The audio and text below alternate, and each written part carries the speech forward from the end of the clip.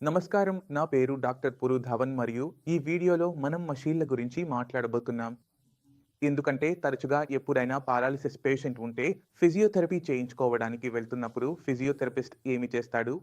కొంచెం వ్యాయామం చేయిస్తారు. ఆ తర్వాత 6 గంట, ముప్పావు గంట పేషెంట్‌ను మసిల్ స్టిమ్యులేటర్ లేదా టెన్స్ మషీన్ పెట్టి వదిలేస్తారు.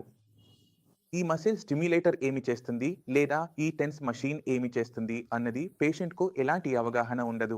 అది తనకు ఉపయోగపడుతుందా లేదా అన్నది అతనికి తెలియదు. కానీ అది ఫ్యాన్సీగా కనిపిస్తుంది. పేషెంట్‌కు అనిపిస్తుంది, నేను మసిల్ స్టిమ్యులేటర్ వాడితే నాకు మళ్ళీ బలమొస్తుంది. నేను మళ్ళీ నడవడం మొదలు పెడతాను. కానీ అలా జరగదు. టెన్స్ మషీన్ పెట్టినప్పుడు కొంచెం కొంచెం షాక్‌లు వస్తుంటాయి. పేషెంట్‌కు అనిపిస్తుంది, నా మాంసపేశుల్లో బలం వస్తోంది అని. నేను ఇప్పుడే నడవడం మొదలు పెడతాను. అది జరగదు. ఈ మషీన్ ఎలా పనిచేస్తుందో మీకు అర్థం చేసుకోవాలి. దీనివల్ల నాకు లాభం ఏముంటుంది? ముందుగా మనం త్వరగా బ్రెయిన్ స్ట్రోక్ అంటే లకవా మనకు ఎలా వచ్చిందో అర్థం చేసుకుందాం. లకవా అంటే మీ చేతి కాలు పని చేయకపోవడం నిజమే, కానీ సమస్య మీ చేతి కాలులో కాదు. సమస్య మీ మెదడులో ఉంటుంది. మెదడులో ప్లాట్ వచ్చింది, నరము పగిలింది. దానివల్ల మీ చేతి కాళ్లను కదిలించే మెదడు భాగం ఇప్పుడు పని చేయడం లేదు. కానీ మనం ఏమి చేస్తున్నాం? మనము చేతి కాళ్లకు షాక్లు ఇస్తున్నాం. కరెంట్ ఇస్తున్నాం అవి కదలాలని. దీంతో మన మసిల్స్‌కు శక్తి రావచ్చు. మసిల్స్ బలంగా మారవచ్చు. కానీ మెదడులోని మసిల్స్‌ను కదిలించే శక్తి మాత్రం రాదు. అందుకే మసిల్ స్టిమ్యులేటర్ లేదా టెన్స్ మెషిన్‌ను బ్రెయిన్ స్ట్రోక్ రోగులకు సిఫార్సు చేయరు. మీరు అర్థం చేసుకోవాల్సింది ఏమిటంటే, మీరు మీ మెదడుపై పని చేయాలి, మసిల్స్‌పై కాదు. మసిల్స్ బాగున్నాయి, మీ చేయి బాగుంది, ఎక్కడా ఎముక విరగలేదు, మాంసం చీలలేదు, గాయమేమీ లేదు. దానికి ఏమీ కాలేదు. కాబట్టి మీరు చేతులు, కాళ్లపై దృష్టి పెట్టినంత వరకు మీకు ఉపశమనం లభించదు.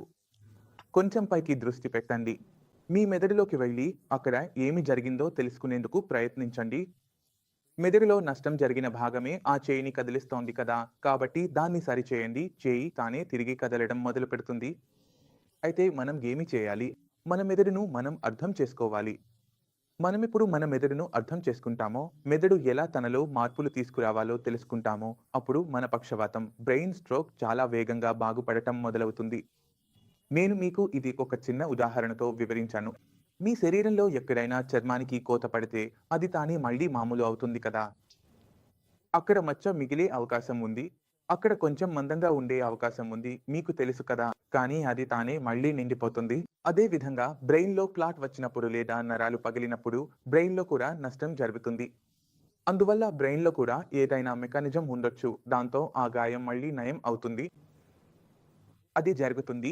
అందుకే మీకు పారాలిసిస్ వచ్చిన రోజు గుర్తు చేసుకోండి. మీరు పూర్తిగా నడవలేకపోయారు, మాట్లాడలేకపోయారు, కూర్చోలేకపోయారు. కానీ తర్వాత 2, 3 నెలల్లో కొంచెం కొంచెంగా కదలడం, నడవడం, మాట్లాడడం మొదలుపెట్టారు కదా! ఇది ఎందుకు జరిగింది? ఎందుకంటే బ్రెయిన్‌లో జరిగిన గాయం లేదా దెబ్బ నెమ్మదిగా నయం అవ్వడం మొదలైంది. అది ఎలా నయం అయింది? ఎందుకంటే చర్మంలో ఉండే సెల్స్ అంటే ఎక్కడైనా చర్మపు సెల్స్ ఉంటే అవి 1-2 అవుతాయి. 2-4 అవుతాయి. అలా చర్మాన్ని పెంచుతాయి మరియు ఒకదానితో ఒకటి అతికిపోతాయి. కానీ అలాంటిది బ్రెయిన్‌లో జరగదు. బ్రెయిన్‌లో ఉండే న్యూరాన్ సెల్స్ తమ సంఖ్యను పెంచుకోలేవు. అంటే ఒక సెల్ ఇంకొక సెల్‌ను సృష్టించలేదు. ఇది మన నర్వ్ సిస్టమ్‌లో ఒక సమస్యగా ఉంటుంది. కానీ మనం చూస్తే అయినా మన బ్రెయిన్‌లో మెరుగుదల జరిగింది. అది న్యూరోప్లాస్టిసిటీ వల్ల జరిగింది. మీ స్క్రీన్‌పై చూడండి. ఇక్కడ 2 సెల్స్ నెమ్మదిగా పెరుగుతున్నాయి. తర్వాత వాటి మధ్య ఉన్న ఇంట్రాడెంట్ కనెక్షన్‌లు ఒకదానితో ఒకటి కలుస్తున్నాయి. ఇప్పుడు బ్రెయిన్‌లో ఒక సెల్ ఎంతమంది ఇతర సెల్స్‌తో కనెక్షన్ ఏర్పరుచుకుంటుందో దానిపైనే మన బ్రెయిన్ ఎంతగా అభివృద్ధి చెందుతుందో ఆధారపడి ఉంటుంది. అంటే మీరు స్క్రీన్‌పై చూసినట్లయితే సెల్స్ తమ పరిమాణాన్ని పెంచుకున్నాయి. తమ మధ్య ఉన్న కనెక్షన్‌లను కూడా పెంచుకున్నాయి. ఇదే కారణంగా మన బ్రెయిన్‌లో మెరుగుదల జరిగింది. కాబట్టి ఈ మెరుగుదల చక్రాన్ని, ఈ మెరుగుదల దశను కొనసాగిస్తూ ఉండాలి. ఎందుకంటే ఎక్కువగా రోగుల్లో మొదటి 6 నెలల్లోనే మెరుగుదల కనిపిస్తుంది. అందుకే నడవలేని రోగి కూడా నడక ప్రారంభిస్తాడు. మరియు బ్రెయిన్‌లో ఈ న్యూరోథెరపీ ఆగిపోయిన వెంటనే రోగిలో మెరుగుదల కూడా ఆగిపోతుంది. ఆ తర్వాత మనం ముందుగా తీసుకుంటున్న మందులు, వాటి వల్ల కలిగిన ఉపశమనం, మనం చేస్తున్న అదే వ్యాయామం, అదే ఫిజియోథెరపీ, ఇవి అన్నీ ఇచ్చే ఉపశమనం కూడా ఆగిపోతుంది. ఇప్పుడు ఇలాంటి సమయం వస్తుంది. అక్కడ రోగి నిరుత్సాహంగా మారడం ప్రారంభిస్తాడు. ఇప్పుడు రోగి నిరుత్సాహంగా ఉన్నప్పుడు తరచుగా ఏమవుతుందంటే మనం ఫిజియోథెరపిస్ట్ దగ్గరికి వెళ్తున్నప్పుడు డాక్టర్ గారు దీనివల్ల ఉపశమనం రావడం లేదు, డాక్టర్ గారు నాకు ఇది కావడం లేదు. అప్పుడు ఆయన ఏమి చేస్తారు? మీపై యంత్రాన్ని అమర్చేస్తారు. అంటే రోగి పడుకున్నాడు, మీరు యంత్రాన్ని అమర్చారు. అక్కడ ఏముంది? ఫిజియోథెరపీ పని సులభమైంది, కానీ మీకు ఎదురయ్యే కష్టం మాత్రం పెరగడం ప్రారంభమవుతుంది.